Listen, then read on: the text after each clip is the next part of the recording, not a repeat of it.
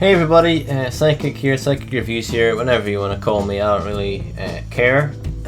Looking like a hobo as always, because apparently that's, what's hip with the kids nowadays.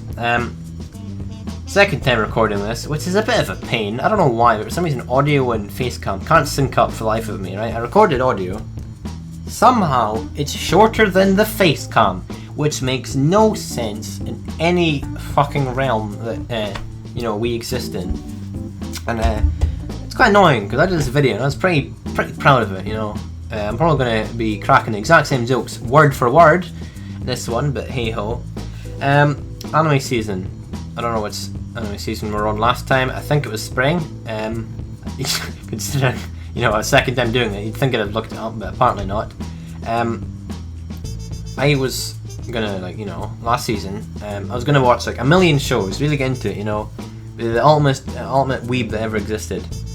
Ended up watching 6, which is slightly less than every show that was airing. A lot of shows that I meant to watch that I didn't watch for no reason really. I can't even pretend I'm a busy man. I mean, I do nothing all day, so there was really no reason at all.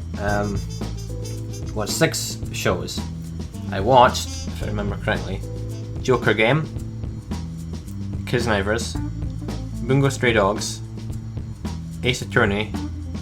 My hand's really fucked. Yeah, for some reason I have trouble keeping one finger down, the other one up, so I end up doing whatever the fuck that is. Anyway, Bongou Stray Dogs, Ace Attorney, Kiznaivers, My Hero Academia, Jojo, Joker Game. Yeah, so 6 shows. Ended up completing 3. Only Kiznaivers, Stray Dogs, and Jojo. Were the shows I dropped bad? No. In all honesty, they weren't great. The ones I finished weren't great either. Some reasons I just stopped watching shows. Academia, right? It was made by Studio Bones, and I love Studio Bones. I think they've got a really fluid way of doing animation that no other studio does. It was really obvious with Stray Dogs, for example, the other show they did this season. So they're probably my favourite studio, and they did a stellar job with Academia. Really, really amazing looking, and they have a really good art style as well. A lot of people think Madhouse is like the best thing, and I think that's a bit of a generic answer. If you honestly think Madhouse are the best studio, fair enough, but there's a lot of studios that can do stuff that Madhouse does better. But I think Madhouse is very well rounded, because I think art-wise and animation is good from Madhouse, but I do think animation is better from Bones. Maybe not art necessarily though. This show has really made me feel like a kid. It was a really hype show, and I'm getting it was just really hyped with the whole you can do anything thing. You want to be a hero, you work for it, and it reminded me of Gurren Lagann in that sense. Those are both they're both pretty inspirational shows, so I do think that part of the inspirational thing kind of drops out over time for Academia. I only watched 2 episodes, so you might think, why are you saying that? How do you know? This is the thing, right? I've read the manga. I loved the first 2 episodes a lot. I loved it, right? But then I just stopped watching. But I read the manga, I read 60 chapters and didn't finish the anime, and I got burnt out. But then I 4 days ago or something, I read more of the manga, so I'm really not sure why the hell I didn't watch the anime. I think episode 3 was just training, and I couldn't be arsed, so I was like, okay, I'll watch this later on today. Then I never watched it, and then here we are. And I'm not in a rush to watch the anime either. I don't think I will, which is really weird when I've seen a manga and I really enjoyed the manga. I think one of the best things about it is the powers. Similar to One Punch Man, it's got superheroes going for it, but I think Academia does it better, because One Punch Man's heroes, they looked cool and stuff, but they were both a lot of them were just sheer physical strength, and there's a guy with a samurai sword. The number 2 had telekinesis powers, which is pretty cool, but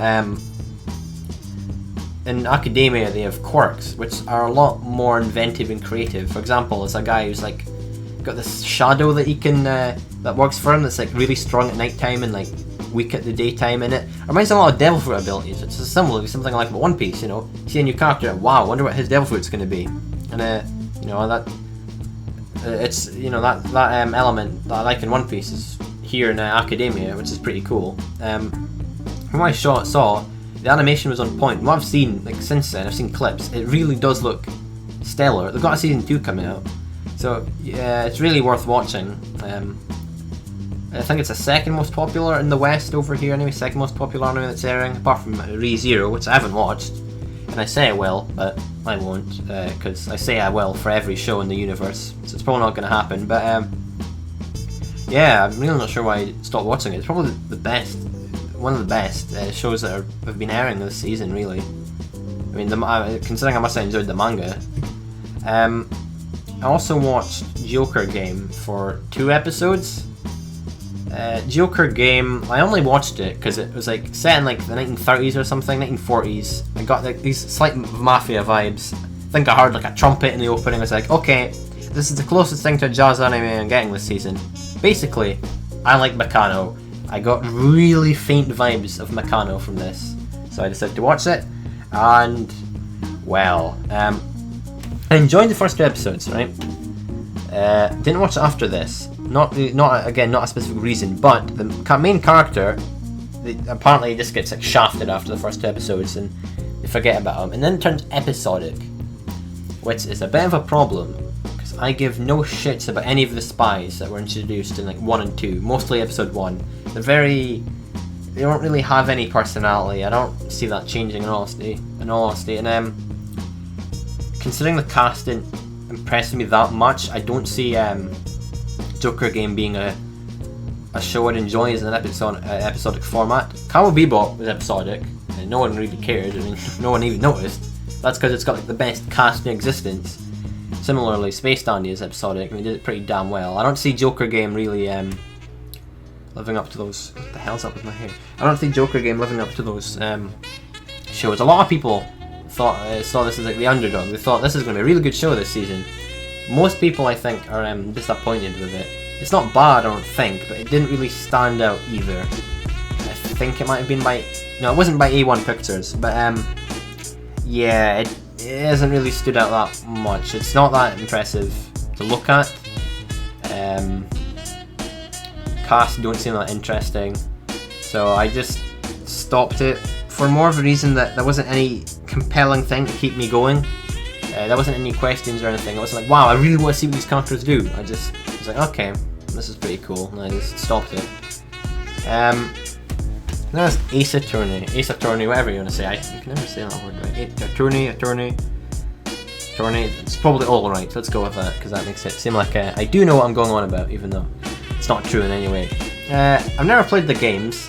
I've heard good things about them, and I enjoyed what I saw of this. I saw 4 episodes, so of all the shows I dropped, I watched this the most. The art was like, the animation and art was just fucking terrible. It was by A1, so they probably just threw like a tenner at the animation company and said, like, hey guys, work on this in your lunch break, because it really was just fucking an abomination. There's all these pictures on Twitter of like really weird shots they have, and the faces just like don't work in any way whatsoever. I quite liked it though, mostly because it was just something I haven't really seen before in a courtroom setting, a lawyer type thing, and character interactions were pretty cool. But I think they've cut out stuff from the anime, from the games, and I don't think this is as good an adaptation as it could be, because I'm pretty sure there's from what I've seen, I know I've got a couple of friends that are a big fan of it, and they post on Twitter like, oh man, they cut out this scene and stuff. It seems like kind of a shame that they're just taking out these like small things that like add to the game's charm. It's upsetting to say that's not present in the show. Again, I don't really stop that for any particular reason. I don't know, I just didn't really bother with it. I think it gets better art-wise at the very least, but I don't know if it maintains that like steady quality. I don't think it will, because A1 Pictures just hate everyone really. Then there's the shows I have watched. I'll start off with Kiznaivers. Ooh, this show, I think this is one of the biggies of the season. Most people really like this show. It started off really well. When I saw this first 2 episodes, I thought, this is going to be a game changer. This could be a show that I think is amazing. There's some shows I watch, right? You get some good shows, like, I don't know, Space Dandy or something, Fullmetal Alchemist. You're like, wow, this is pretty cool. But then there's some shows I watch where I'm like, this is a game changer. This is just fucking incredible. Like, Spice and Wolf, something that changes your outlook on certain things, which is definitely Spice and Wolf. Gurren Lagann, to a degree, even though I don't like it that much, I think it stuck with me. Even though I don't like it as much as anyone else does, I think the second half of that, not the second half, just the half of the show as a whole, this midway point, it kind of, falls flat before picking up again at the end. And it started off really good. There's all these characters introduced, and I cared about them a lot, and that's probably the reason why I stuck with it, because I had a reason. I wanted to see like the interactions between these characters, and it was really bizarre as well, and you couldn't really tell like what was going to happen. You thought, okay, they've been connected by their bonds, I want to see what kind of situations they're in. But the problem the show had is it was only 12 episodes long, which wasn't enough in any way, because not enough characters got fleshed out. There was Maki, who got 2 episodes dedicated just to her. No one else did, and that was cool. We got her fleshed out. Our character didn't seem to she didn't even seem to change that much, in all honesty. She considered the crew her friends at the end, but at the very end of the show. But a lot of the show, even after the cast found out her past and things, she was still like, we cannot be friends. This ain't happening. Which seemed a bit weird to me. But no one else got that kind of development. The masochist guy got 1 episode, technically, where they were searching for him, but that wasn't about him. That was finding him. And he's just really underdeveloped, for one. The show did this thing. The main character's always present, but last couple episodes, like, the crew weren't all together, so it was the main character, Kachon, whatever his proper name is, I don't actually know, because they barely even refer to him by that, I'm pretty sure. It was him, masochist guy, and Nico were travelling together. And before that, it was main character Tenga and Chidori or something, for example. So they were there. It was as if they thought, wait a minute, look at these 2 characters. We've done fuck all with them. Shove them with the main character. At the same time, they were there, but they weren't fleshed out or anything. So them being added in just at the end to try and make them relevant or whatever, worthwhile, didn't really pay off. Chidori was okay. Chidori had parts of her character shown throughout, so she was okay. Tenga wasn't, he got nothing really. He deserved a bit more. So Chidori was okay. Nico was okay, could have been a bit better. And Maki, she was fine. Those 3 characters I'm okay with, are happy with, right? Masochist guy, Tenga, Yuta, definitely Yuta, he got nothing. Right? Those characters needed more time to shine. Yuta did nothing the entire time, basically. He got 2 minutes alone with Maki where he talked to her. Apart from that, he was just a background character, really. So it could have used with more episodes to flesh it out. Especially with Tenga and Chidori having an argument near the end. And their way of resolving that, right, was they just shoved in them talking and making amends in the credits. It's a really shitty way to do it, and it was not very well done at all. So if they made it a 24 episode show, it could have been a lot better than it was. Considering the main character was kicking around for so long, I gave no shits about him in any way. Mostly just because of the main thing about him is he's got no emotion in all this, and he's trying to become more human. At the same time, I'm not going to care about him if he's got no if he's just emotionless. I mean, sure, you gave a reason for it, but I'm still not going to care about him. And then there's the blue-haired woman he's in love with. Again, I give no shits about her. The plot near the end, the last 2 episodes, is really weird, and I'm not a big fan of it. So I think the show kind of, it was good. At the beginning, though, it was amazing. By the end of it, it was just good. Too great, maybe. Not even great. It was just good. It was a good show, but it could have been a lot better than it was. So I'm kind of disappointed about that. There was also Bungo Stray Dogs, which I finished, which is weird, because again, I don't think it was even that good. First episode, because apparently this is how all these shows go, which is maybe why I finished them. Amazing. just from like an animation standpoint, it was so fluid, and that's when I thought to myself, like, Studio Bones, you guys are MVP, like, you know your shit. And it had a okay plot going for it, but then it kind of dragged, because for some reason they adapted the light novels like out of the blue halfway through the season, and I thought, oh, maybe it's because they want to end off season 1 at a very specific point. But I don't think they ended season 1 at that good a point at all, because they introduced the next main threat of the show, but also showed like the next main threat like fighting the main cast, which is weird. You'd think they'd do it like, oh, here are the next bad guys, they'll be in season 2, you know, wait for that. But no, instead it was, here are the main bad guys, now they're gonna fight you, now you've got a taster, then we're gonna end it. Which, I make it sound a lot better than it was, to be honest. Maybe you guys liked it, but I didn't think it was. Well, no, it wasn't a bad place to end it, because like there was the Port Mafia who got a bit of a power up, because you saw the main leader of them like come in at the end. It was like, oh shit, you know, Port Mafia aren't fucking around anymore. And it got me hyped in that sense that you're gonna have the guild, agency, Port Mafia fighting each other, but it wasn't the best place to end it off either.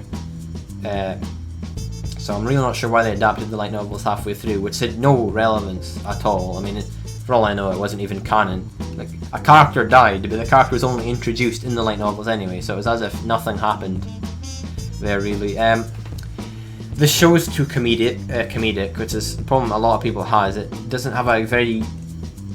It doesn't maintain a certain tone throughout, and it can really be quite jarring to see it switch from like serious to comedic in like, you know, an instant. It's got this thing it does with the faces as well that kind of annoys me, where it like, I don't know, I guess it emphasizes like how they're feeling. Can't explain it too well, but you know, if you've seen it, you'd have known it, what I'm on about. It was okay to begin with, and it's not terrible, but it gets really, kind of gets like, you know, it loses its effect when you see it like happen every 5 seconds. It's like a really simplified art style to express how they're feeling. Now imagine they just like drew an emoji in somebody's face or something, I guess. So that got a bit, you know, stale pretty fast. It is pretty good. I think it could have done something, if they sorted the pacing out, I think it could have been a lot better. But I'm going to watch season 2 because it's out season after the one coming up. So yeah, I mean, I enjoyed it for what it was. It's not the best Studio Bones show. I mean, Academia is probably better. Mob Psycho 100 is coming out next season, which is probably going to be better than this as well. But it was okay. It didn't live up to the normal stuff I've seen that studio do. Yeah, I'm actually surprised they're doing a season 2, because I looked at the manga and I was under the impression there's not like enough chapters at all. But I guess Studio Bones always like to do weird pacing with their shows, because for example, they're doing it really well with Academia, because they only, the first 2 episodes were 1 chapter. They only adapted 1 chapter. Admittedly, it was 50 pages, but still, like, that's 1 normal chapter per episode, which is normally horrible pacing. For example, Jojo does 5 chapters an episode, or 3.5 at the minimum, really. So they did weird pacing for that, and I think it paid off for Academia, and it's all them to do a season 2, but I don't think it paid off as well for Stray Dogs. And now, right? Now we're on to the big one. Jojo, which was my anime of this season, which surprises nobody, because I'm like, you know, I live and breathe Jojo. Up there, I've got my shelf, which I'll show off next week, actually. It's not very big, but, you know, for a guy that makes no money, it's pretty good. Got like, you know, I've got like 17 Jojo chapters there. I mean, fucking love it. I got more arriving as well. Part 4. They've done interesting stuff with part 4, because it's not a panel by panel adaptation like what do you call it, part 3 was, which is good, because part 3 people thought the pacing was off. It was slow at times, which I agree. In hindsight, I agree. I didn't notice at the time, apart from 1 episode, which was The Sun, which wasn't worth the amount of screen time it got. I think it might have been 2 episodes, but yeah, they fixed it with the part 4 by not doing it panel by panel, but it's not 100%. The one problem I have with it is for some reason they've cut out little bits of dialogue. They're not big bits, they're not important bits, it's not like key feature missing, but it's just small stuff here and there, like Josuke, you know, cracking a joke like in front of the villain or something, and it kind of upsets me because it's stuff that is like a little things that make Jojo as charming as it is. Because Josuke, main character, he's a mix of Joseph and Jotaro, but they're taking out some of the stuff that makes him Joseph, which is upsetting. Because I mean, not a lot of people like Jotaro, so I don't know why they'd keep. Well, they can't really take away the Jotaro, but they shouldn't be taking away the Joseph either. There's no reason to do it, because it's like one line of dialogue, like here and there. Like it would take 3 seconds, like at most, for him to read out. So I don't get why they cut it out. On the plus side, though, we're not doing it panel by panel. I've actually added some stuff in, foreshadowing here and there, like